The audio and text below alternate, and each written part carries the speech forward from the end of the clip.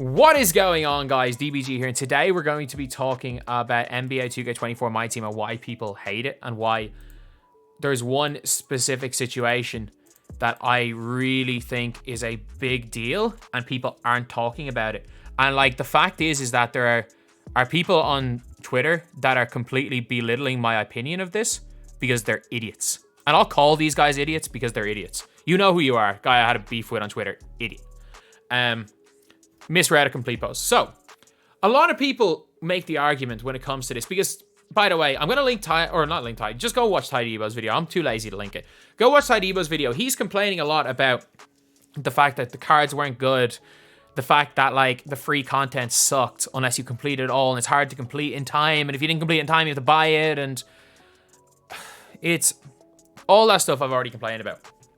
But I really want to talk to you about what I actually feel for the long term of my team is the biggest issue.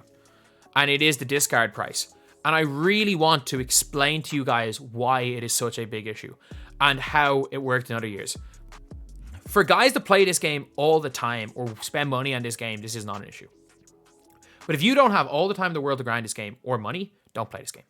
So basically, it's about progression. People like to progress in my team, and it's very difficult to progress in a way that you can choose.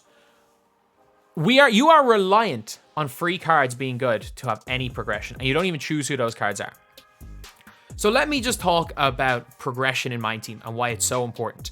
Because some people are like, oh, my team has never been good for guys who play this game less, who don't play this game a lot, play this game 5 hours a week. And I'm like, one, that's 95% of the players, and two, yes, it has. I was that guy. 2K15, 2K13, 2K14, 2K15, 2K16, 2K17. Even in 2K20 on like alternate series, I was that guy who didn't really grind, but just kept using budget players. Like, that was me. That was my life. My whole life's been a lie if that isn't possible. And it was even possible last year, and let me explain. The shooting guard position. You started off the year with a Jimmy Butler. This year, to make the upgrade from Jimmy Butler to, let's just say, Mathurin. Because Mathurin was a really good wing in Season 1. To make the Jimmy Butler to Benedict Mathurin jump this year, or last year, as far as MT, was about 20k MT. To make a jump to an equivalent of Benedict Mathurin, which is a Kyle Korver, it's 70k MT. And then you might be saying, okay, maybe making 70k is the same as making 20k last year. I'm like, okay, fair enough. You want to make that argument, cool. But let me also explain, when you buy Kyle Korver, you're locked into the card. Buying a card locks away your MT. So when you want to make your next upgrade, you're starting from scratch. So with last year, if you wanted to make your Benedict Mathurin upgrade, let's just say we go a month down the line. So Benedict Mathurin, let's go into November.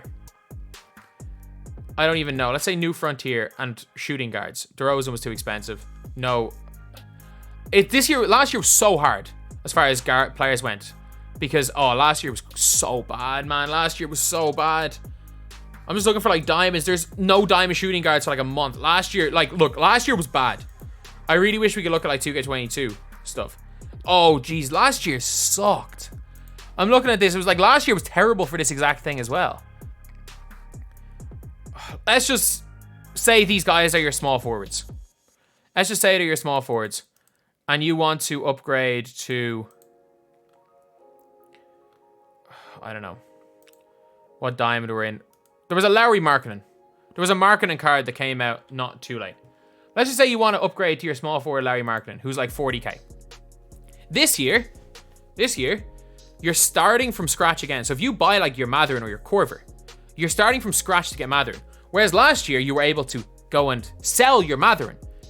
And if you kept up, you could keep up, you would sell it, have a bit of MT, and then start working towards something. And then you would end up getting a better card in like a Larry Markkanen, who was better. So like this year, let's say you want to upgrade your Korver with an Amethyst. You have to grind from 0 to 140k to get an Amethyst. And then when you want to upgrade your Larry Markkanen, let's just say you want to upgrade your Larry Markkanen to Rudy Gay. To Rudy Gay Diamond, who was even better. Like, this was a reasonable thing to do for even a nobody spent on budget player, didn't spend a lot of time. If you were able to get to a Mathurin, you sniped a Mathurin. and you just played the game. You were able to go Matherin, Lowry. You played the game a little bit. You would start accumulating your 20, 30k MT, but then you would sell the previous card and sell the previous card plus MT you've earned to get the new card. Whereas now, if you get caught Corver, he sells for so little. If you want to upgrade a Corver to an Amethyst at any stage, you're guarding 150k from scratch. And if you want to upgrade an Amethyst, we have another Amethyst, you're going 140k from scratch instead of like selling and probably spending 15k. And now suddenly, at the end of it all, let's just say, again, let's just do a final upgrade. Let's go a pre-Christmas final upgrade. No, Diamond Kobe was definitely attainable. Obviously, there was a free card at Christmas, but like, let's just ignore that because it kind of gets rid of the point I was trying to make. Let's just say your final upgrade is Jonathan Isaac because he was expensive. And now suddenly you've got Jonathan Isaac. Where is he? Diamond. So basically, from just playing this game a tiny bit, once you get Matherin, just playing a little bit, you're able to go bang, bang, bang, bang. You're able to go upgrade, upgrade, upgrade, upgrade. And the more you play, the faster you're going to be able to make these upgrades. You're never getting the top cards, by the way, with progression, with the slow, methodical progression. But by the end of the year, when you're playing this like slow, methodical progression way of playing, you've accumulated, because these cards stay somewhat valuable. They don't tank all the time. If you buy and sell the item, even if you don't, as long as you don't hoard your cards and constantly used to be able to sell them, you used to be able to get relatively close to what you paid for them back. So your cards held value. If you had an 80k squad at Christmas and you sold that squad in the middle of February, it's probably a 55k squad. Whereas if you have an 80k squad at Christmas and you sell it that day, it's a 15k squad. So the progression isn't there. And it's going to be a huge difference. So instead of going bang, bang, bang, bang, you're able to progress to this card here by, let's just say, playing 3 hours, let's just say 5 hours a week. You could, if you played 5 hours of this game a week, you could realistically have, and this is just one position, by the way, you could have a Jonathan Isaac type player in almost every position. If from now till Christmas, if you play 5 hours a week. Whereas in the current concept of MyTEAM, let's just go to 2K24 squads. Create lineup for 2K24. If you want, this is what's going to happen. If you say buy for your 2 guard, say your first shooting guard, if you just start out the game, you buy Ray Allen. Ray Allen's great. If you want to upgrade Ray Allen and you buy Kyle Korver, because Emerald Sapphires, they're really low. They're really low. But like rubies are going to stay expensive for quite a while because diamonds are the highest tier until season 2. Like, it's making it more of a money pit with tiers. So you go Korver, and now you're starting at 0. So if you want to upgrade Korver to, like, let's just say a Tracy McGrady, you can't. Well, no, you can't, but you're starting from 0. So let's just say Korver, if we're going small forwards, let's just say Korver to Scotty, just hypothetically. You want to upgrade Korver to Scotty. In previous years, you would start off with Ray Allen. Once you were in Korver, let's say Korver 70k, Scotty's 140k.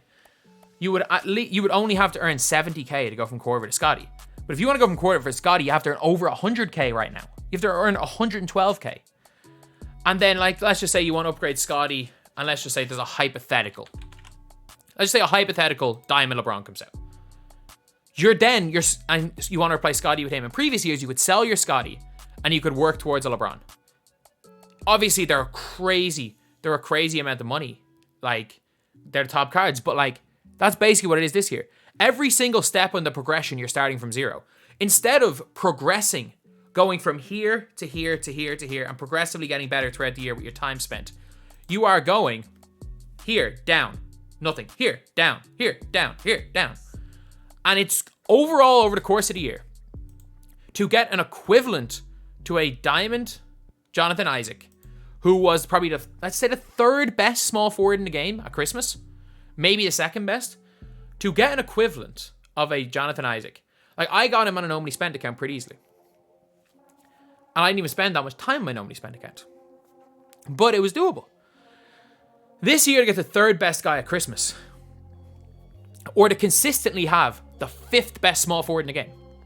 Like, it was very easy. It was cheap to consistently have the 10th best player at their position in the game. Now, it's not. It's not. Now, it might be easier to get Scotty. It might be easier to get one guy you want at these positions. But then the next time you want to get a player, you're starting from scratch again. It's constantly starting from scratch. Every time you spend MT, it's gone. You're not investing MT in anything. And you might be saying, oh, they're virtual cards. But if you bought a Benedict Mathurin, at least previously, if he was 20k, you know that a week later, you're at least going to be able to sell him back for 15. Now, if you buy a Benedict Mathurin, your MT's poof, it's gone.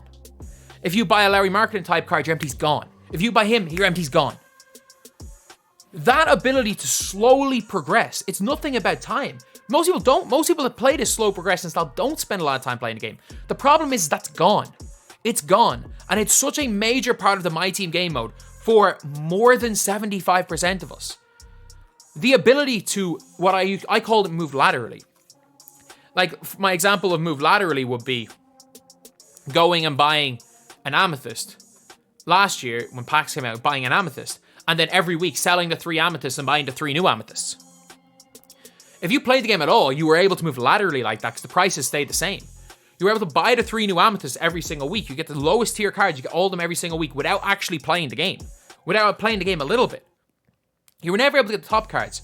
But it's how it affects the people that aren't super sweats or willing to spend money. It is the biggest problem with MyTEAM right now. It is the single biggest problem. And maybe you might not think it, but it is going to burn everybody out. Because you're going to spend 150 to 200k later in the year on a card you don't like.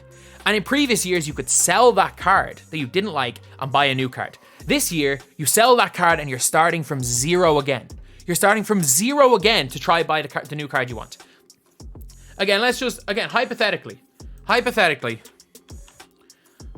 let's just look at, say, the new Amethyst came out. So Zion, the cooking set.